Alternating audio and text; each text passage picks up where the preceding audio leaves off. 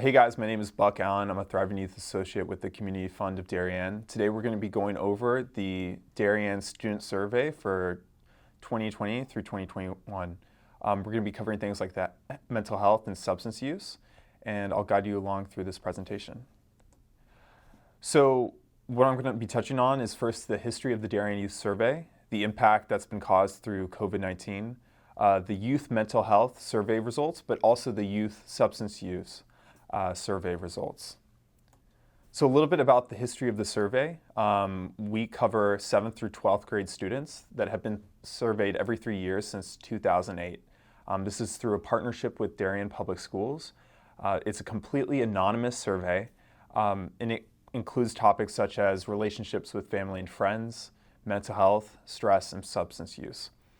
But similar surveys have been done nationally and regionally, such as surveys in Westport, Greenwich, Wilton, Norwalk, and Fairfield. As you could probably imagine, COVID-19 has had a tremendous impact on the results of this survey, and you could probably imagine what those results were. Students reported changes in how they were spending their time and how they were feeling in response to COVID-19. Substance use was probably the most dramatic change from COVID-19, with substance use decreasing amongst all categories. There was more time consuming online content on social media. There was less time in person playing sports and interacting with friends. And also the majority of students reported feeling more anxious, sad, lonely, and isolated from COVID-19. But Darien was not alone in this trend at all. So we'll start with student mental health. When we think about mental health, there's several categories that can be useful in identifying how mental health changes across groups.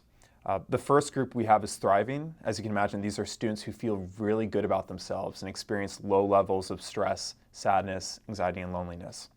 Then we have okay students. These are students who feel okay, but they can sometimes feel sadness, anxiety, loneliness, and stress in some levels.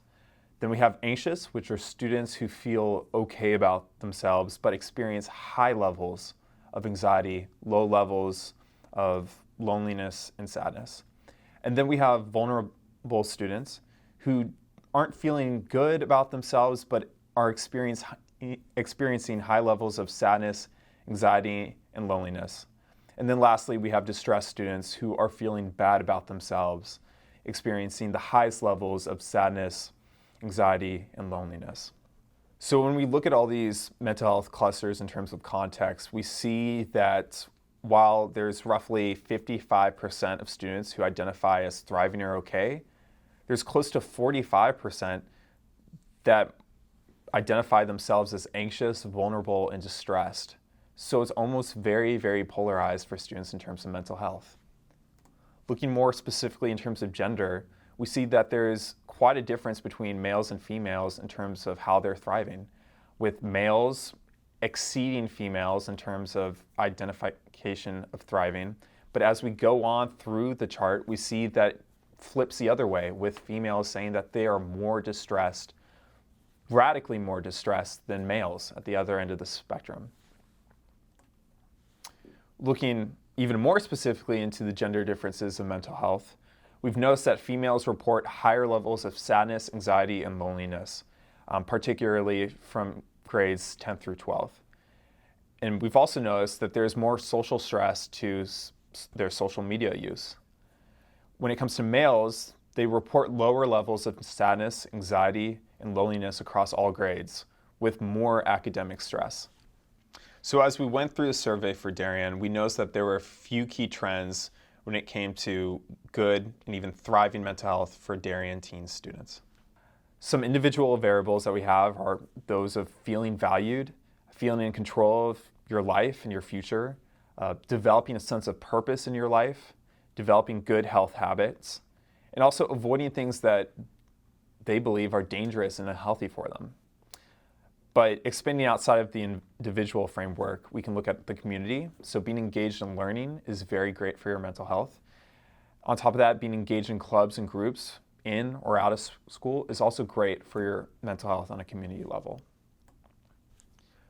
On top of that, your family has a huge role in how your mental health thrives or is distressed.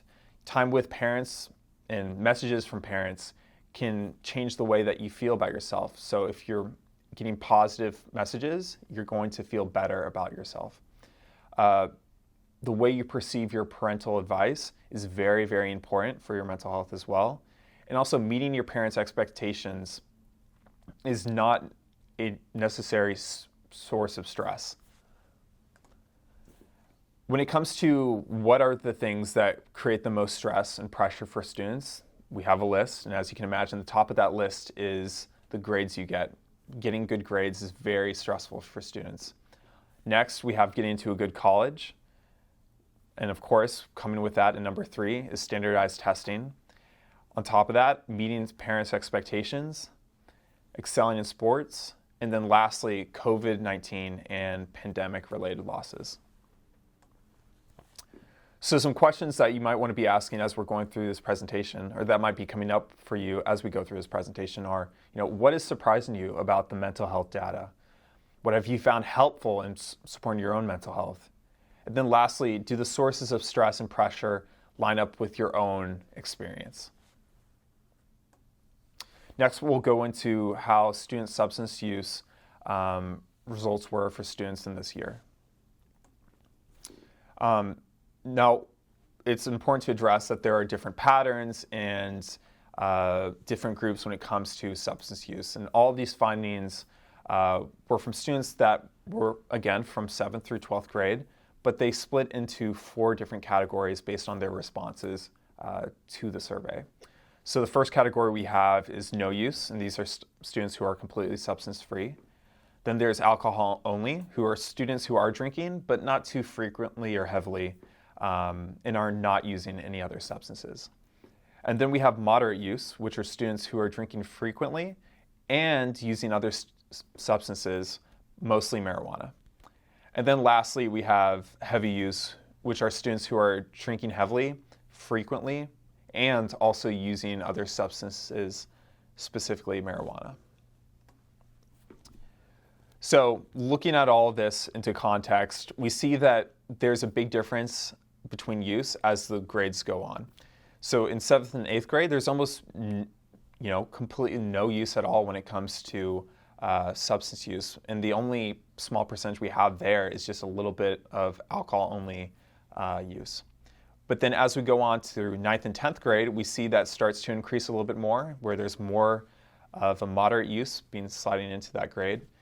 And then in 11th and 12th grade, it radically changes with around 45% of students using some type of use, with the greatest percentage being moderate use on the other side with 33%, then the 4% of heavy use, and then the 10% of alcohol only.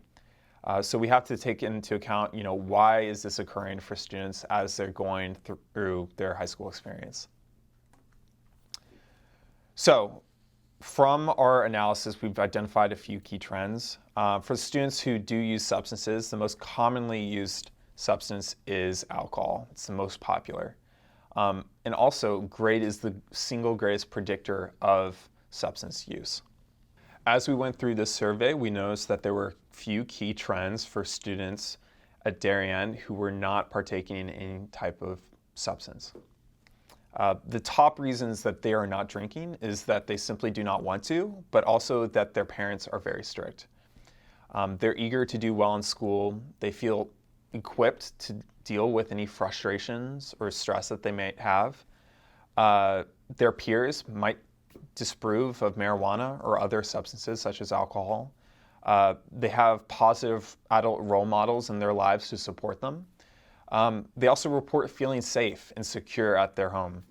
And they're also willing to talk to their parents about alcohol, drugs, or sex.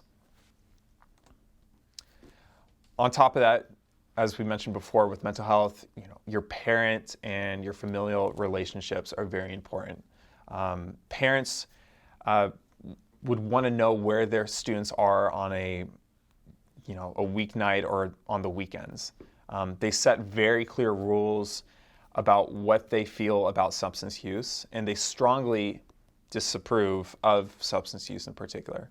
But they also, on top of that, keep lines of communication open, just letting their students talk to them at any time that they feel they need to.